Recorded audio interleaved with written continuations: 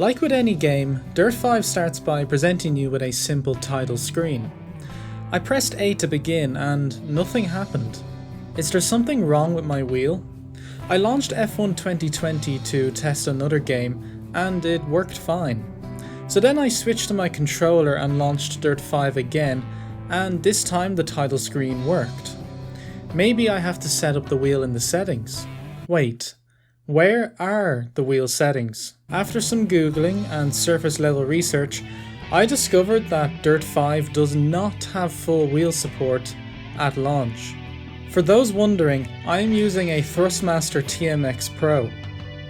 First impressions are everything, and even though I'm sure this will be fixed in the future, it really wasn't a great start. After all, this is a simcade racer, and launching without full wheel support is just unacceptable, and the game rubbed salt into these wounds after only a couple of minutes.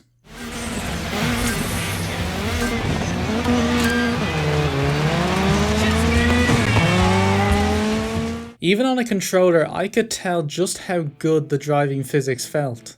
And I was sitting there thinking, God, imagine if I could experience this with my force feedback wheel.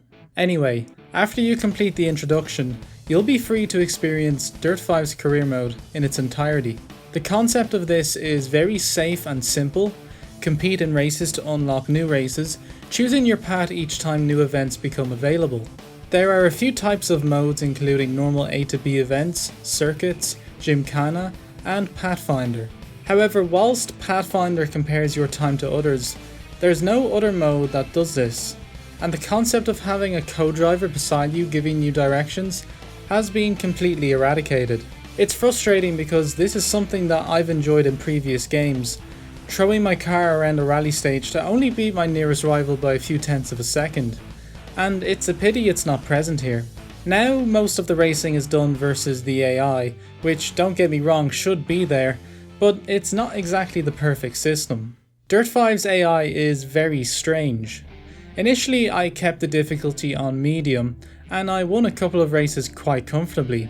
Except right before I would decide to increase the AI difficulty, I would have an absolute titanic multi-lap battle against them for the lead of the race.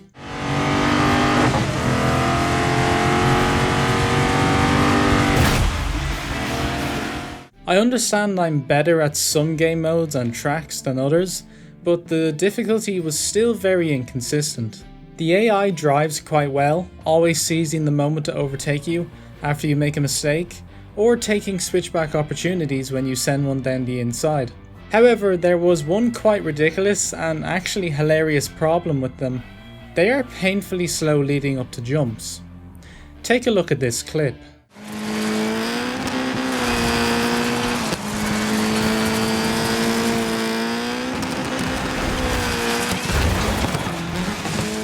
Not only that, but the physics revolving around jumping, landing, etc. could really do with some work.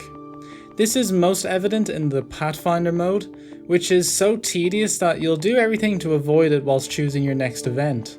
After messing around with some of the assists, I did eventually turn the AI difficulty up, but it was still inconsistent. The tracks that you rally around are for the most part fantastic.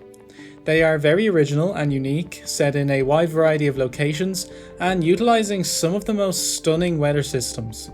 Yes, the weather changes too quickly for my liking, but driving mid-blizzard in the pitch dark of Norway, only spotting the next apex because of a nearby lightning strike, is awe-inspiring to experience. The car variety here is okay, not close to a title like Forza, but providing enough to satisfy anyone's needs. Cars are unlocked through cash, which is of course earned through racing, and this system could do with a little rebalancing, as it became very easy to afford some of the more high performance cars. You can customize the livery of each car, but the options here are quite limited, though I do appreciate the preset options for sponsors.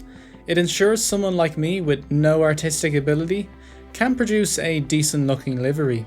However, there are no upgrades to the car of any kind, and I honestly didn't see any options to tune my car. And whilst this does encourage you to buy and utilise different cars, it's an aspect of the game that should still be there.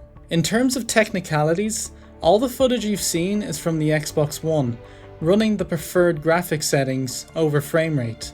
And whilst I have since played it on the new console, and it runs perfectly, I'm warning those that buy this on the older generation that you will not get the best of both graphics and frame rate. If you pick frame rate, the graphics take a notable and ugly hit. If you pick graphics, the frame rate drops below 30 at the start of most races.